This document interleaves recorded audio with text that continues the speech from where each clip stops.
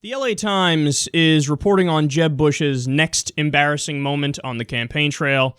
He seems to have one every single day.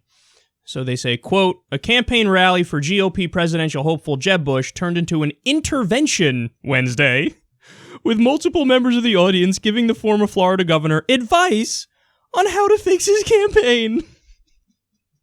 Oh, that's so embarrassing. So he's all fired up. He's getting ready to go out there. He's talking to his campaign staffers. He gets out there. He starts giving his speech and hitting his talking points. And then when it comes time for the audience to get involved, they start giving him an intervention. They're like, all right, Jeb, look, man, let's face reality. You're down in the polls. Why don't you act more like Trump? Some people said that. Some people said, you got to focus on what you've done with the veterans because you're really on the side of the veterans. So if you highlight that, then maybe you'll get up in the polls. They say voters normally grill candidates on policy, but people use Bush's event at a golf course to offer conflicting suggestions on how to improve his chances in this state's primary Saturday. Jeb Bush has been flailing around for months now. I mean, probably the best gaffe still to this day is please clap. He's giving a speech, he's all fired up, and then he says something, he's expecting an applause break, and people are like, he's like, please clap. And then they laugh, yeah, we were going to, but where our mind was, we were thinking about Trump, he's so hot. What? Did I say that out loud? And now recently, another one that happened was the other day, he tweeted out a picture of a gun that had his name on it, and he said, America. Man, everybody ripped him after that. People were sending out tweets with new writing on it. Of course, one was, please clap. I thought that was hilarious. And look, man, it's just, he's not a natural campaigner. George W. Bush, say what you want about George W. Bush, but he was a natural campaigner. And also, let's not forget, George W. Bush did, on compassionate conservatism. Now, when he was in office, that wasn't the case. It turned out he was a neocon and he was super far right-wing. But when he ran, he pretended to be super moderate, and he said, I am a compassionate conservative.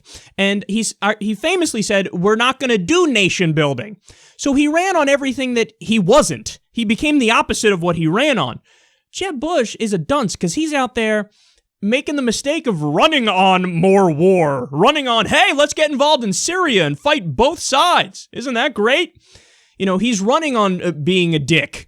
So just because you speak softly and you don't have charisma doesn't make up for the fact that you're a dick. Like, okay, so you speak softly and you're a dick. Your policies are terrible. But he can't figure it out, man. And it's so weird to watch him squirm, and the establishment is in a panic because they all thought going into this, Jeb's our guy. You don't get it. The country changed. The mood changed. We're very anti-establishment because we see how screwed up the establishment has been. All these establishment candidates, what has it gotten us, man?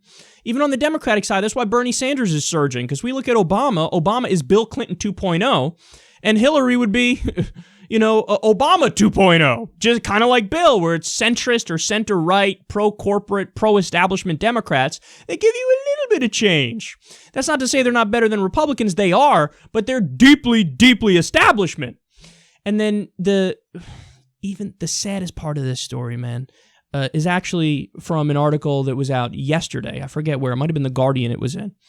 But they go on to explain how this intervention was kind of necessary because Jeb Bush, at his campaign events, has been trying on different personas. And it was like noticeably different. Oh, Jeb, please stop. You have to stop. So one group of people, he did 4 rallies in one day. One group of people, he would try to put on the persona of, I'm going to out-bully the bully Trump. I'm going to be the most aggressive. I'm going to be the most over the top. I'm going to say the most outrageous things. That looked like he was faking it, of course. Then the next group would come, and he would try to be more professorial and quiet and down to earth, and he thinks, oh, maybe this will be the way for me to do it. Then another one will come, and he'll try to be the most establishment with his talking points. Guys, he really is flailing. He doesn't know what the fuck to do. But look, I have a message for Jeb. Jeb, the problem, you are the problem. Like, he's trying all these things. What can I do? No, the problem is you're a pampered little prick. So, your brother was president. Your daddy was president. You were just given the comments the other night about how, no, my daddy's the greatest guy in the world. He said this at the debate. Who says that? My mommy, I'm the strongest woman ever, gave birth to me. I looked up and saw my mom, and I was like, yippee skippy. Who the fuck says that? And the thing is, you're super entitled, and you don't even realize it. Your dad was president, your brother was president. We're supposed to be a country that doesn't have royalty and legacies and stuff like that. Not supposed to be political dynasties.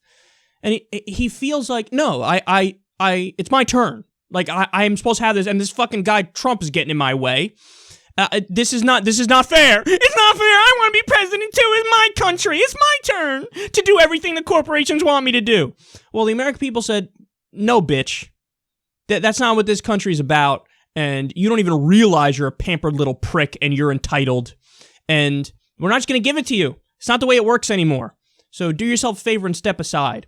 And look, I've said it before, I'll say it again. He's going to continue flailing and making an ass of himself until he's forced to drop out.